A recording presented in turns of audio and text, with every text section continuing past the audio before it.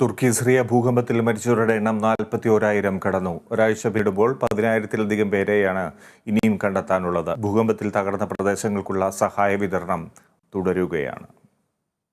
ഒരു നൂറ്റാണ്ടിനിടെയുണ്ടായ ഏറ്റവും വലിയ പ്രകൃതി ദുരന്തം എന്നാണ് ലോകാരോഗ്യ സംഘടന വിശേഷിപ്പിച്ചത്.